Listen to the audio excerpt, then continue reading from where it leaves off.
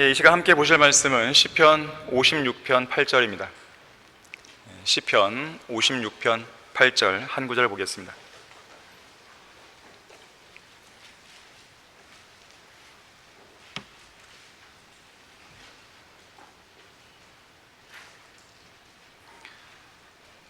주께서 나의 방황함을 헤아리시오니 나의 눈물을 주의 병에 담으소서. 그것들이 주의 책에 있지 아니하나이까. 자, 말씀을 위해 다 같이 기도하겠습니다.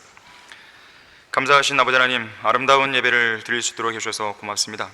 또 이 시간 하나님의 말씀을 들을 수 있는 계기를 마련해 주셔서 감사합니다. 우리의 마음을 열어주십시오. 우리의 마음밭을 준비시켜 주십시오. 오직 믿음으로 하나님의 말씀을 받아들일 수 있도록 도와주십시오. 마귀가 어떠한 형태로든지 이 말씀을 듣는 데 있어서 방해하거나 혼란을 주지 못하도록 주님께서 철저히 저희들을 보호해 주시길 원합니다. 모든 걸 주님께 부탁드립니다. 주 예수 그리스도 이름으로 기도했습니다. 아멘. 성도의 눈물입니다. 성도의 눈물이라는 제목으로 설교하겠습니다. 이 땅의 피조물들 중에서 눈물을 통해 감정을 표현하는 존재는 인간이 유일합니다. 동물들도 눈물을 흘린다고 하지만 눈물로 감정을 표현하지는 않아요. 인간이 평생 동안 흘리는 눈물의 양은 평균적으로 약 70리터라고 그래요. 70리터. 콜라 1.5리터짜리 페트병 아시죠? 47개 정도의 분량입니다. 눈물 한 방울의 무게를 재보니까 0.035g이에요. 한 번 울 때마다 사람들은 평균 28방울의 눈물을 흘린다고 합니다. 참 대단한 사람들 많습니다. 어떻게 이걸 다 조사했을까요? 평생에 걸쳐서는 평균적으로 약 185만 방울의 눈물을 흘리며 살아간다고 그래요. 눈물을 구성하는 성분을 보니까 98%가 당연히 물이죠. 나머지 2%는 단백질 내지는 주로 염류가 들어있다 그래요. 염화나트륨이 있어요. 염화나트륨. 그래서 눈물이 짠 겁니다. 소금처럼 짠맛이 나는 것이죠. 그런데 사람들이 분노하거나 화가 날 때 흘리는 눈물은 기뻐할 때 흘리는 눈물보다 더 짜다 그럽니다. 화가 날 때는 눈을 평소보다 더 크게 뜨죠. 그리고 눈을 잘 깜빡이지 않잖아요. 막 노려보니까. 그래서 이 눈물을 구성하는 그 물이 그 순간 많이 증발한다 그래요. 그러다 보니까 거기에 함유된 나트륨이 상대적으로 많게 되는 거죠. 그래서 더 짜다 그래요. 인류는 궁금해했습니다. 기원전 1500년경부터 과연 눈물이 어디에서 나오는지를 궁금했어요. 눈에서 물론 흘러내리지만 어떠한 원리로 이 눈물이 나는가 궁금해했습니다.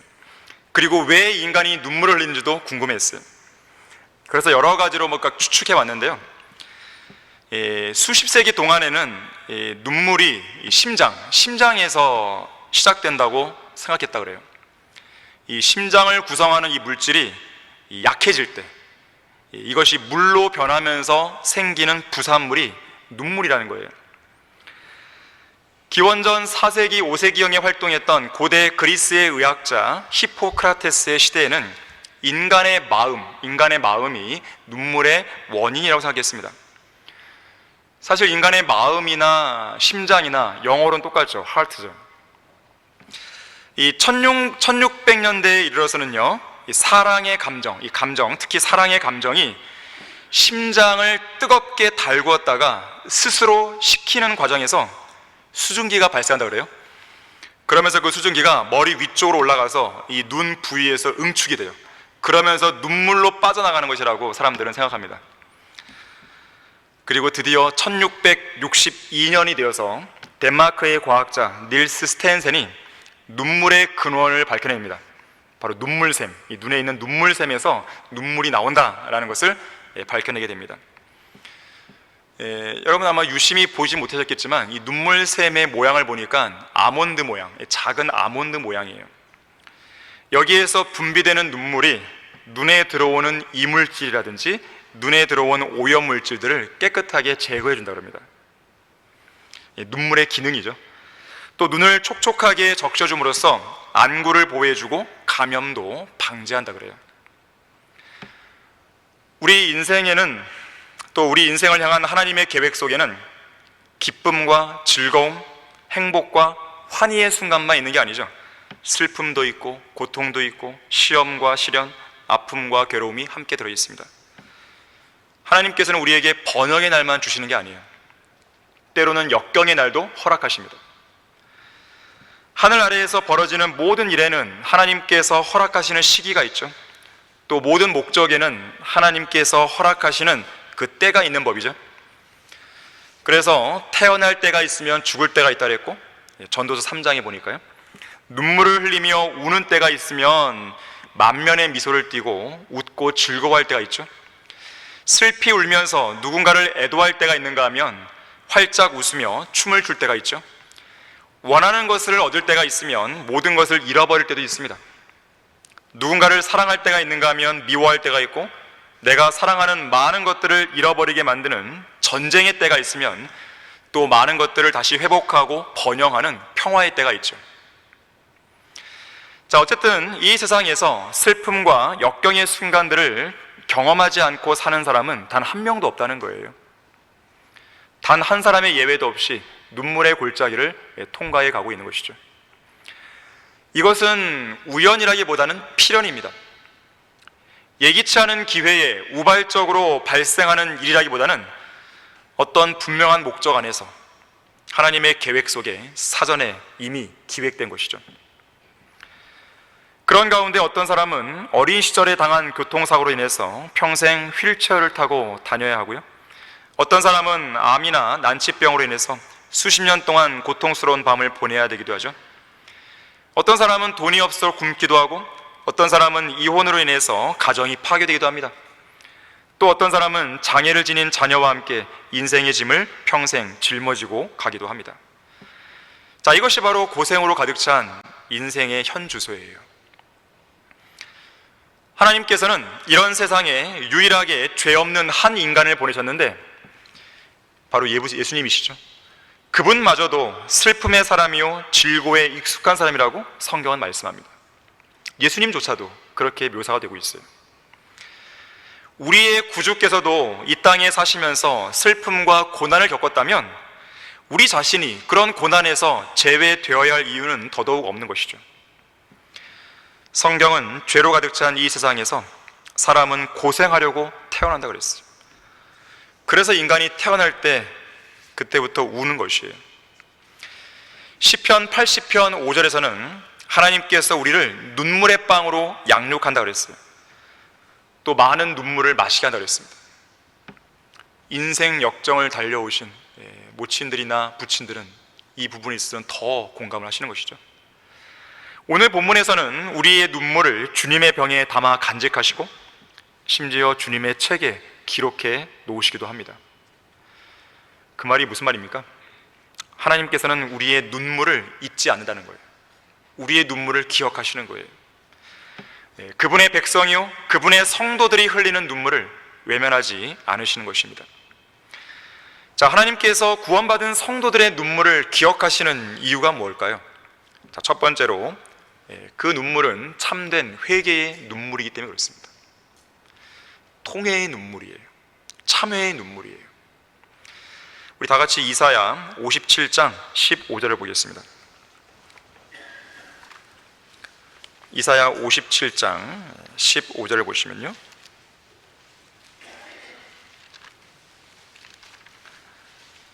하나님께서 누구를 기뻐하시는지를 보시기 바랍니다. 영원에 거하시는 높고 우뚝 솟은 분, 그의 이름이 거룩이신 분이 이같이 말하노라.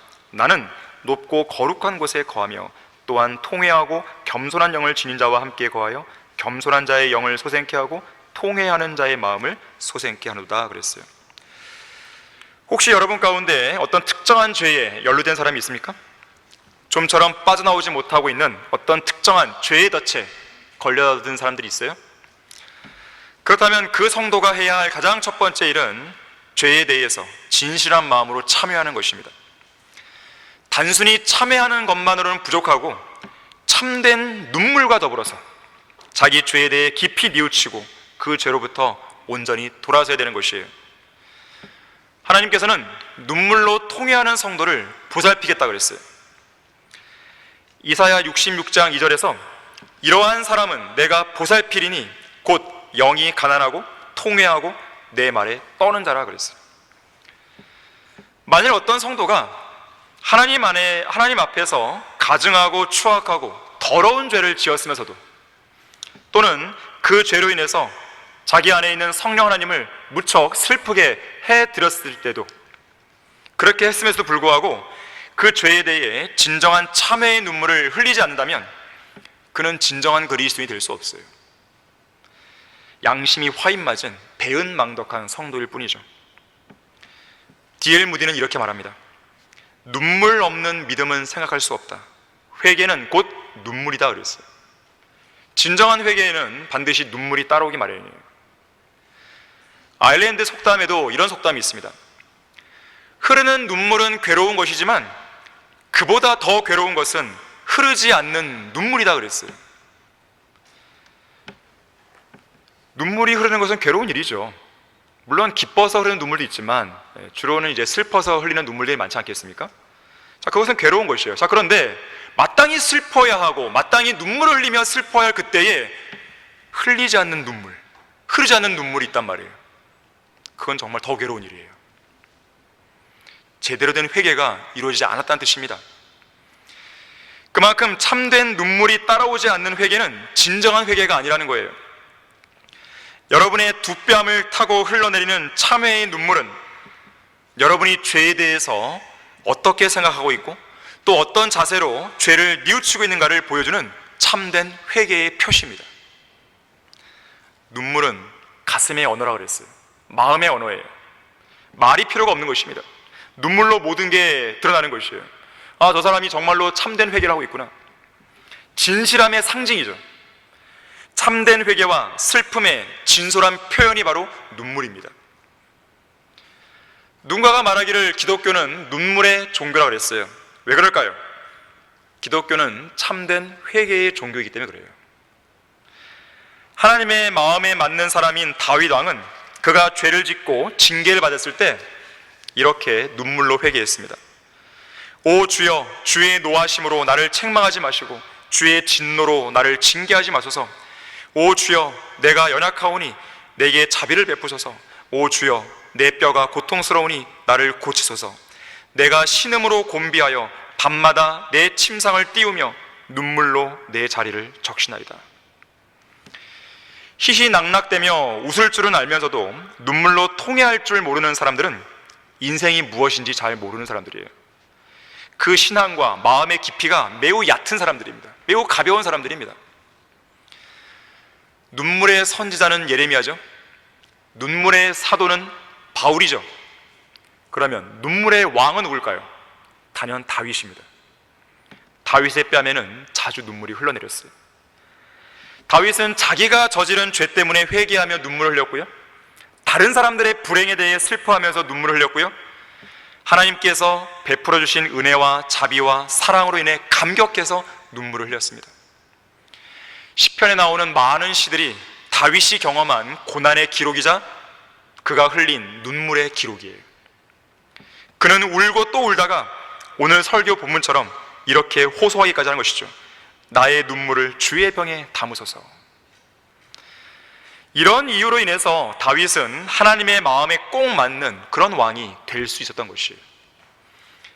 왜냐하면 하나님께서 가장 귀하게 여기시고 기뻐하시는 것이 바로 참된 회개와 통회의 눈물이기 때문에 그렇습니다. 이 세상 통념상 남자는 아무 때나 울어서는 안 된다 그러잖아요. 그래서 울고 싶어도 못 울 때가 있잖아요. 평생에 단 3번만 울어야 된다. 누가 괜히 그런 말 해갖고요, 태어날 때 울고 부모님이 돌아가실 때 울고 나라를 잃었을 때 운다 그랬죠. 우리나라 남자들에게는 하나가 더 있어요. 화생방 훈련 때 울립니다. 다윗은 남자 중에 남자였어요. 용사 중에 용사였잖아요. 자, 그런데 이런 오늘날의 통념에 비춰볼 때 이런 용사인 다윗이 자주 울었다? 좀 잘 이해가 안 된다는 거죠. 그런데 주목할 게 있어요. 다윗이 눈물을 흘릴 때면요, 그건 사람들 앞에서가 아니었어요. 하나님 앞에서입니다. 워치만 리가 하나님 앞에서 흘린 다윗의 이런 눈물에 대해서요, 이런 말을 했어요. 하나님께서 귀하게 여기시는 것은 사람들 앞에서 흘리는 공개적인 눈물이 아니라 하나님께서만 보실 수 있도록 그분 앞에서 흘리는 비밀한 눈물이다. 하나님을 향한 눈물과 밤에 침상을 적시는 그 눈물이야말로 보배로운 눈물이다. 다윗은 하나님 앞에서 진정한 눈물을 흘릴 줄 아는 왕이었다 그랬어요. 예수님께서도 애통하는 자들은 복이 있나니 그들이 위로를 받을 거라 그랬습니다. 눈물로 회개하고 애통할 줄 아는 사람만이 현명한 사람이에요. 죄에 대해서 애통하며 눈물을 흘릴 때 하나님께서는 그 사람이 지니고 있는 죄의 문제와 고통을 해결해 주시고 치료하시는 은총과 자비를 베푸시는 거예요. 회개할 줄 알아야 그 사람의 회개를 들으시고 하나님께서 문제를 해결해 주실 거 아니겠어요? 회개해야 될 때에 회개하지 않는다면 그건 어리석은 사람이에요. 누군가가 잘 말했듯이 눈물은 그 사람의 혼을 치유하는 약이에요. 왜 그런가 봤더니 애통할 때요, 자신 안에 있는 참된 모습을 보게 됩니다. 참된 모습을 보게 되면 참된 회개를 하게 되죠. 그래서 어떤 사람이 이렇게 말했어요. 애통할 때 우리의 마음은 부드러워진다. 우리의 혼은 맑아진다. 애통할 때 우리 자신의 참된 모습을 보고 회개해야 된다. 애통할 때 더 이상 교만할 수 없다. 애통은 회개의 시녀이며 회개는 겸손으로 이어지는 관문이다. 애통할 때 우리 안에 있는 잘못된 욕망들이 정화된다. 우리는 우리가 눈물로 회개하고 자백하는 이 애통을 우리의 잘못된 욕망을 해독하는 해독제로 삼아야 한다 그랬어요. 눈물 자체가 죄를 씻는 건 아닙니다. 그런데 참된 눈물의 회개를 보신 하나님께서 예수 그리스도의 보혈을 통해 그 죄를 씻어주는 거예요. 하나님께서 구원받는 성도들의 눈물을 기억하시는 이유가 무엇입니까? 두 번째로, 그 눈물은 성도가 받는 고난의 눈물이기 때문에 그래요. 세상 죄인들이 받는 고난의 눈물이 아니라 성도들이 받는 고난의 눈물이란 거예요. 우리 인생의 바다는 성도들이 고난으로 인해 흘린 눈물로 가득 차 있습니다. 눈물이 모여 바다를 이룬 거예요. 그 고난의 눈물로 채워진 바다는 계속해서 차오르고 차오르고 또 차올라서 우리 모두를 하늘에 계신 주님께로 더 가까이 다가가게 해줍니다. 고난에 처한 다윗은 이렇게 고백합니다. 내 눈은 슬픔으로 인하여 쇠하여졌으며 내 모든 원수들로 인하여 쇠잔해졌나이다. 죄악을 행하는 너희 모든 자들아, 나를 떠나라. 주께서 나의 우는 소리를 들으셨습니다. 하나님은 여러분들의 울음소리를 들으십니다. 여러분이 흘리는 그 눈물을 보시는 거예요. 성도가 당하는 슬픔과 고난의 눈물을 결코 외면할 분이 아닙니다. 심지어 주님께서는 우리와 함께 울어주기까지 하십니다. 하나님의 자녀가 고난을 당할 때라는 책을 쓴 호레이시스 보나르는 바로 그 부분을 이야기했어요. 하나님은 우리를 위로하실 뿐만 아니라 우리와 함께 울어주신다고 그랬어요. 하나님도 눈물을 흘리십니다. 성령 하나님께서도 슬퍼하시는 일이 있는 것이에요. 예수님도 눈물을 흘리셨잖아요. 하나님은 눈물을 흘리세요. 우리의 고난을 그냥 보시면서 기뻐하시는 것이 아닙니다. 외면하시는 것이 아니에요. 그냥 내버려 두시는 것이 아닙니다. 그 고난의 현장에서 같이 슬퍼하고 같이 울어주시는 거예요. 우리의 친구가 되어주시죠. 호레시스 보나르는 이렇게 말합니다. 주님께서는 우리들의 모든 고난 속에서 고난을 겪으신다. 주님께서는 우리의 슬픔을 알고 계신다. 그분 자신이 그 모든 슬픔을 다 겪어보셨기 때문에 우리의 슬픔을 헤아려 주고 계신다. 우리의 대제사장은 우리의 연약함을 동정할 수 없는 분이 아니요 모든 점에서 우리와 마찬가지로 시험을 받으셨지만 죄는 없으신 분이기 때문이라. 우리의 연약함을 동정할 수 있다 그랬어요. 왜 그런가 봤더니 주님께서는 그 모든 것들을 경험하신 거예요. 하나님 편에서 보면 전혀 그렇게 하실 이유가 없었어요. 하지만 주님께서는 오직 인류를 구속하시겠다는 그 일념으로 이 땅에 육신을 입고 오셔서 인간이 경험할 수 있는 그 모든 연약함과 시험들을 다 경험하신 거예요. 그리고 그러한 연약함과 시험들을 다 이기신 것이죠. 그래서 주님은 우리를 동정하실 수 있을 뿐만 아니라 우리를 도와줄 수 있는 거예요. 우리와 함께 울어주실 수 있을 뿐만 아니라 우리에게 위로를 주시고 또 힘을 주심으로써 그 고난을 이길 수 있도록 도와주신단 말이에요. 여러분 가운데 큰 슬픔에 직면한 성도가 있습니까? 하나님께서 그 성도의 슬픔과 눈물을 헤아리고 계신다는 것을 기억해야 됩니다. 예수님은 나사로의 죽음 앞에서도 우신 분이에요. 우리의 대제사장이신 예수 그리스도께서는 우리의 슬픔과 연약함을 동정하시는 분이십니다. 미국 플로리다주 파나마시에 마가렛 홀겐이라는 젊은 여인이 있었습니다. 그녀는 40세였을 때 한쪽 다리를 잘라야 하는 고통을 겪었어요.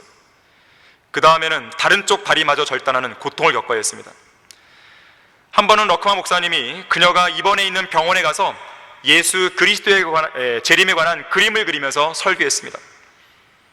당시 그녀는 이제 다리도 모자라서 팔을 절단해야만 하는 수술을 기다리고 있었습니다. 러크만 목사님이 천년왕국에 대해 설교했을 때 그녀는 울었어요. 그때 목사님은 예수 그리스도의 은혜의 복음을 전파했고 그 자리에서 그녀는 예수님을 믿고 영접하게 됩니다. 하지만 그동안 자신이 낭비했던 삶에 대한 비통한 슬픔 속에서 자신이 그동안 겪어왔던 문제들이 얼마나 고통스러웠는지를 이야기하면서 계속 흐느껴 울었어요. 러크만 목사님은 그녀에게 그녀가 구원받은 성도로서 천년왕국에서 가질 유업에 대해 이야기해 줬습니다. 그녀의 눈물은 끝나지 않았어요. 하지만 그 눈물의 성격이 바뀌었습니다. 지금까지는 고통스러워서 견디지 못하는 그런 눈물이었지만 이제는 눈물이 바뀌었어요. 눈물의 성격이. 그러면서 이 여인이 러커 목사님에게 이렇게 말합니다. 이제는 주님께서 주시는 위로 속에서 이 고통을 견딜 수 있겠습니다. 그분을 위해서 잘 견딜 수 있을 것 같아요.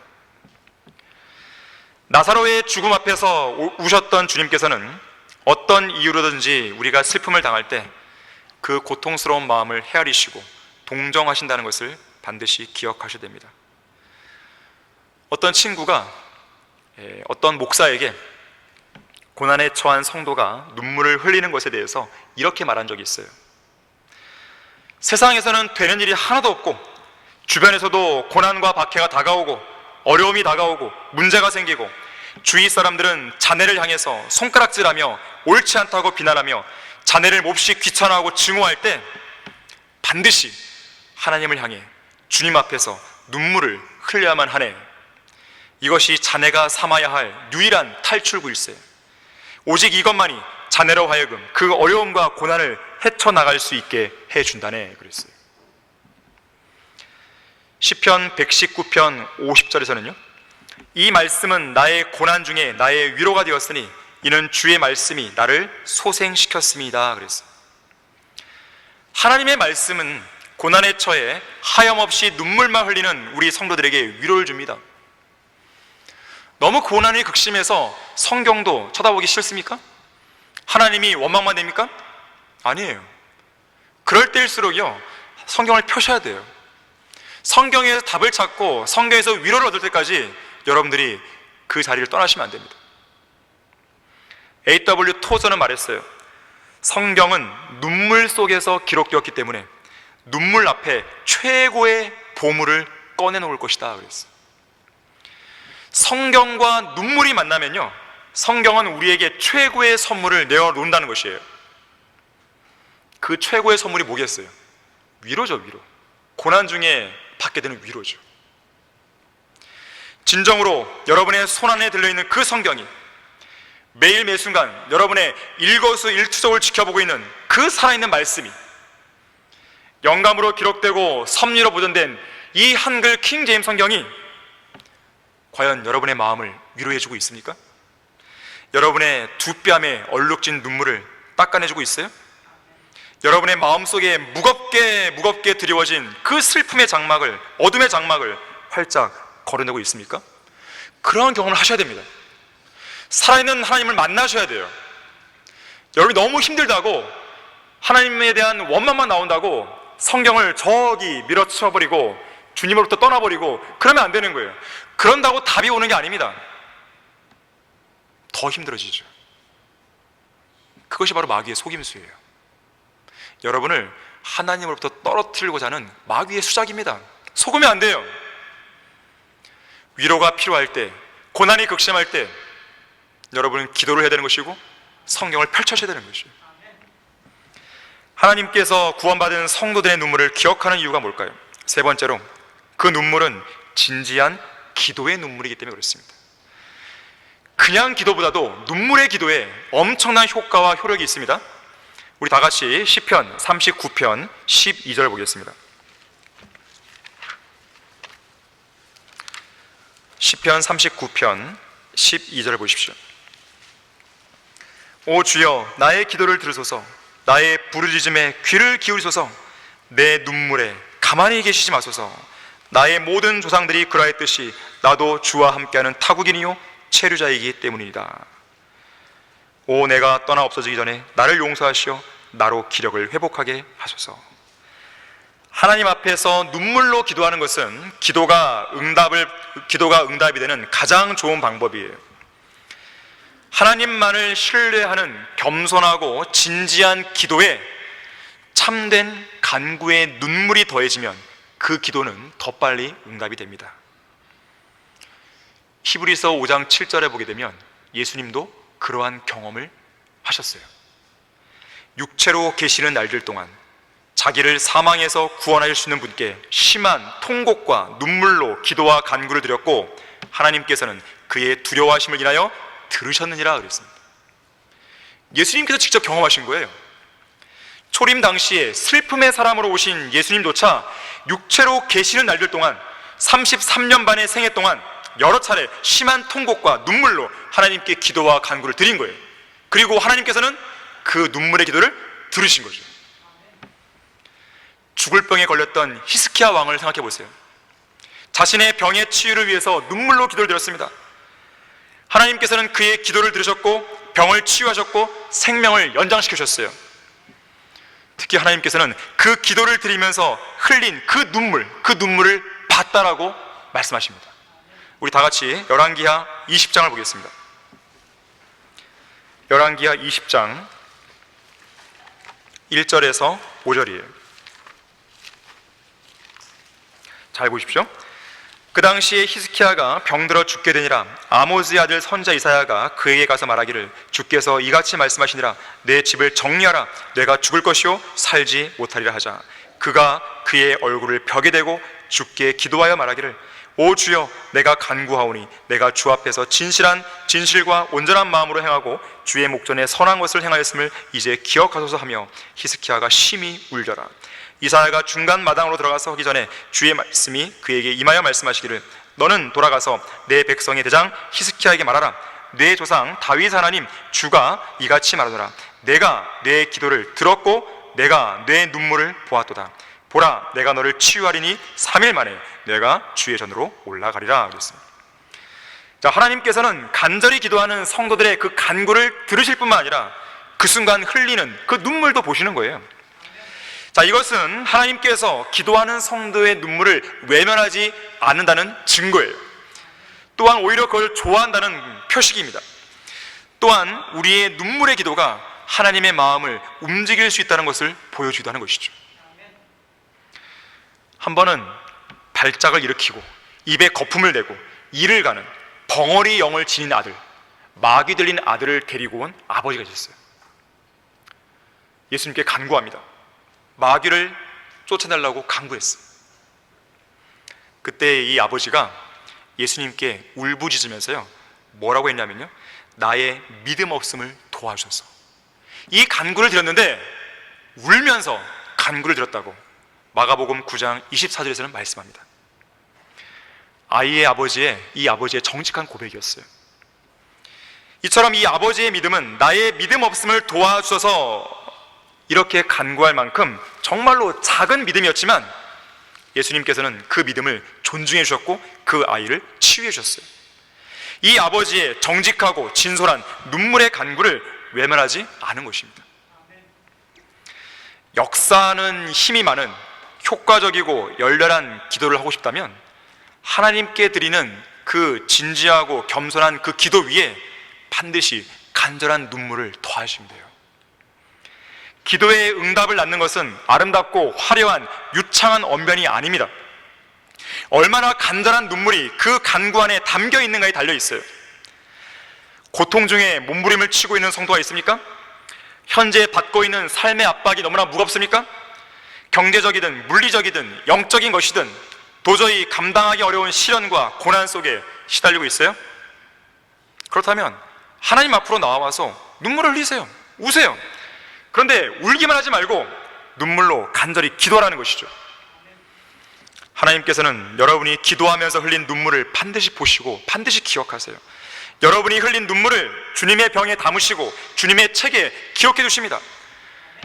그리스도의 심판석에서 우리의 눈물과 우리의 행위가 담은 그 기록이 열릴 때 여러분이 이 땅에서 지금 흘리고 있는 그 눈물의 의미가 무엇인지, 그리고 그 눈물에 대한 보상이 무엇인지 그때 가면 온전히 깨닫게 되는 것이죠. 저 하늘나라에 우리가 도달하는 그날, 왜 하나님께서 우리가 이 땅에서 눈물을 흘릴 때 왜 침묵했는지, 그 침묵의 의미가 무엇인지가 다 드러나는 것이에요. 그때까지만 참으라는 것이죠. 그날이 얼마 안 남았어요. 얼마 안 남았어요. 그때까지만 견디라는 것이에요. 믿음을 잃지 말고. 하나님께서 구원받은 성도들의 눈물을 기억하시는 이유가 무엇입니까? 마지막 네 번째로, 그것은 사역과 섬김의 눈물이기 때문에 그렇습니다. 시편 126편 5절 6절입니다. 눈물로 씨를 뿌리는 자들은 기쁨으로 거두리로다. 귀한 씨를 가지고 나가서 우는 자는 정녕 기쁨으로 그의 단들을 가지고 돌아오리로다 그랬어요. 죄인들에게 복음을 전파하는 것, 훌륭한 일을 하는 것입니다. 저는 여기다가 한 가지를 더 덧붙이고자 하는 거예요.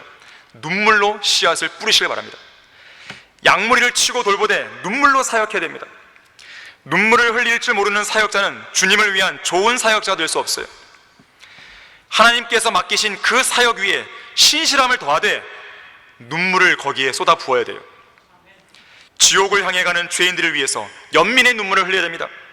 우리의 마음을 강권하시는 그리스도의 사랑으로 인해서 감격과 감사의 눈물을 흘려야 됩니다. 항상 자비를 베푸시는 아버지 하나님을 향해서 찬양의 눈물을 흘리셔야 돼요. 지체들을 걱정하고 염려하는 동정의 눈물을 흘려야 되고, 성도들의 문제와 어려움과 고통에 대해 함께 책임을 통감하는 사랑의 눈물을 흘릴 수 있어야 되는 것이죠. 하나님께서 맡겨주신 모든 성도들과 양무를 위해서 사역자들은 밤낮 눈물을 흘려야 됩니다. 선지자 예레미야는요, 눈물의 선지자 아니겠습니까? 백성들을 위해서 눈물로 이렇게 호소했습니다. 오, 내 머리가 물이고 내 눈이 눈물의 샘이라면 내가 내 백성의 딸의 살육으로 인하여 밤낮 울리라. 그들로 서둘러서 우리를 위하여 호곡하게 하여 우리의 눈에서 눈물이 떨어지게 하며 우리의 눈꺼풀에서 물이 쏟아지게 하라. 그러나 만일 너희가 그것을 듣지 아니하면 내 혼이 너희의 오만함으로 인하여 은밀한 곳들에서 울 것이며 또 주의 양무리가 사로잡혀감으로 인하여 내 눈이 심히 울고 눈물을 흘릴 것이라. 그러므로 너는 그들에게 이 말을 고하라. 내 눈에서 눈물이 흘러내려 밤낮 그치지 않을 것이니 이는 내 백성의 처녀 딸이 심한 파괴와 아주 엄청난 타격으로 부서짐이라. 물리적인 밭의 곡식은 농부의 땀과 하늘에서 내리는 빗물로 자라나죠. 하지만 영적인 밭의 씨와 곡식은 사역자의 눈물로 자라납니다. 부모들은 자신의 어린 자녀들을 눈물로 길러내야 됩니다. 학교 선생님들은 자신의 어린 학생들을 눈물로 가르쳐야 돼요. 교회를 맡은 사역자들은 자신에게 맡겨진 성도들을 눈물로 양육해야 됩니다. 우리의 모든 사역에 있어서 눈물이 결핍되어서는 안 돼요. 돈과 시간 등 물리적인 노력을 쏟아붓기보다 눈물을 더 많이 쏟아부어야 됩니다.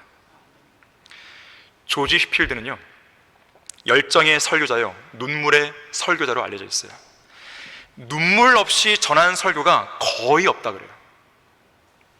그에게는 항상 잃어버린 혼들을 위한 진정한 슬픔이 있었습니다. 하지만 주의하셔야 됩니다. 자기 연민에 빠져서 눈물 흘린 게 아니에요. 조지 휘필드는 자기 연민에 빠져서 설교하는 설교자는 잘못된 것입니다. 그런 설교자가 흘리는 눈물은 설교의 효력에 아무런 도움도 안 돼요. 그럼 무엇을 위한 눈물이 나와야 될까요? 하나님을 향한 감사의 눈물이나 지옥을 향해 달려가는 그 혼들을 위한 진정한 슬픔이 거기에 배어 있어야 되는 것이죠. 강력한 설교를 전함에도 불구하고 이 설교에 반응을 하지 않는 그런 성도들을 위한 눈물이 나와야 되는 것이죠. 그러한 슬픔이 바로 아버지 하나님의 마음이에요. 여러분들은 선지자 예레미야가 눈물로 호소하는 그 눈물의 기록인 예레미야와 예레미야 애가를 읽을 때요, 이 눈물을 단순히 예레미야의 눈물로만 보시면 안 돼요. 예레미야의 눈물을 통해 나타나는 하나님 아버지의 마음을 헤아릴 수 있어야 됩니다. 하나님께서 선택하신 그 백성을 하나님께서는 그들의 죄 때문에 징계하셔야 돼요. 멸망시켜야 돼요. 죽이셔야 돼요. 칼과 기근과 전염병으로 그들을 치셔야 됩니다. 그게 기쁘겠습니까? 그 아버지 하나님의 마음이 예레미야의 눈물로 투영되고 있는 것입니다. 설교자의 눈물은 바로 그런 눈물이에요. 조지 시필드의 눈물은 바로 그런 눈물입니다. 아버지 하나님께서 죄인들을 향해 갖고 오신 그 연민, 영원한 불못으로 던져질 그 무지한 죄인들의 그 죄인들에 대한 그 연민, 그 연민이 투영된 눈물인 것이죠. 여러분은 여러분이 구령해야 할 죄인들을 위해서 얼마나 많은 눈물을 흘렸습니까? 구원받지 않은 여러분의 부모님, 친구들, 자녀들, 친척들, 직장 동료들을 위해서 얼마나 많은 시간을 눈물로 침상을 적셨습니까? 그렇게 하지 않았는데도 왜 이렇게 저 사람이 완고한 마음으로 복음을 안 받아들인 것이지? 그런 말만 되뇌고 있습니까? 그 말을 하기 전에, 그러한 이야기를 하기 전에 내가 얼마나 그 사람을 위해서 눈물로 침상을 적셨는지 그걸부터 먼저 보셔야 돼요. 오스왈드 스미스 목사는 이렇게 말합니다. 사랑하는 사람이 물에 빠진 것을 보고 안타까워하지 않을 사람이 있는가? 사랑하던 사람이 죽어서 집을 나서는 관을 바라볼 때 슬퍼하지 않을 사람이 있겠는가? 그럴 때 눈물을 흘리는 것은 지극히 당연한 일이다. 그런데 고귀한 혼들이 우리 주위에서 암흑과 절망의 어둠 속으로 영원히 사라져버릴 것을 알면서도 고통도 아픔도 느끼지 않고 눈물도 흘리지 않으며 마음이 싸늘하게 식어버린 이 비참한 현실을 보라 그랬어요. 주위에 죽어가는 죄인, 지옥을 향해 달려가는 죄인들이 널려 있는데 그들을 보면서도 안타까워하는 마음이 없다면 그것은 우리의 마음이 뭔가 고장이 난 것이죠. 바울 역시나 성도들을 위해서 눈물로 사역했습니다. 사도행전 20장 31절에서 이렇게 말해요. 깨어있어 내가 3년 동안이에요, 밤낮으로 각 사람에게 쉬지 않고 눈물로 훈계하던 일을 기억하라 그랬어요. 그뿐만 아니라 육신적인 고린도 교회의 성도들을 바로잡기 위해서 많은 눈물로 고린도 후서를 썼다라고 기록합니다. 여러분 옆에 있는 지체들을 위해서 눈물을 흘린 적이 있습니까? 옆에 있는 지체들이 실족했거나 낙심했거나 주저앉은 그 모습을 보면서 얼마나 안타까워하고 얼마나 애통해하고 얼마나 눈물을 흘렸습니까? 여러분은 온 힘을 다해 울어본 적이 있습니까? 누군가가 말하기를 눈물을 흘리는 일은 쉬운 일이 아니라고 해요. 웃는 것도요, 하하하고 웃는 것도 힘이 필요해요. 힘이 없으면 웃을 수도 없다 그래요. 그런데 눈물을 흘리는 일은 웃는 일보다 더 많은 힘이 필요하다고 이야기합니다. 워치만 일은 이렇게 말했어요. 때로는 싸움에서 모든 무기를 다 동원해도 이길 수가 없다. 그럴 때에는 눈물을 흘리는 것이 마지막 무기가 된다. 사람은 다른 무기 앞에서 대항할 수 있다. 그러나 눈물 앞에서는 반드시 무장해제한다. 그러므로 그리스도의 사역자가 된 사람은 눈물을 흘리는 경험을 많이 해야 한다. 지체들이 실족하고 실패하는 것을 보고서도 눈물을 흘리지 않는 사역자는 주님의 사역에 적합하지 않으며 다른 성도들을 권면하기에는 더욱더 합당하지 않다 그랬어요. 이것이 사역자만의 문제겠습니까? 우리 모든 성도들도 이런 눈물의 사역에 함께 동참할 수 있어야 되는 것이죠. 자, 결론을 맺겠습니다. 우리의 위로자이신 하나님께서는 성도들이 흘린 모든 눈물을 기억하시고 그 눈물의 양을 계수하시고 그 눈물을 결코 잊어버리지 않으세요. 심지어 그 모든 눈물을 우리의 얼굴에서 닦아주시기까지 하시죠. 언제 그런 것입니까? 이제 영원시대에 들어갈 때 그런 거예요. 하나님께서 그들의 눈에서 모든 눈물을 닦아내시며 다시는 사망이나 슬픔이나 울부짖음이 없고 고통 또한 없으리니 이는 이전 것들은 다 사라져 버렸습니다. 정말로 그날은 멀지 않았습니다. 우리가 인내로 조금만 더 견디면 어떤 슬픔도 어떤 울부짖음도 없을 그날이, 어떤 눈물도 흘리지 않을 그날이 우리 눈앞에 성큼 다가오게 되는 것이죠. 한 번은 이 펜톤이라고 하는 한 목사가 어떤 젊은 부부에게 이런 말을 한 적이 있습니다. 당신들의 모습을 보니까 어느 것 하나 나무랄 데 없이 매우 좋습니다. 하지만 한 가지 부족한 것이 있습니다. 그것은 바로 주님의 다시 오심을 간절히 기다리는 일입니다.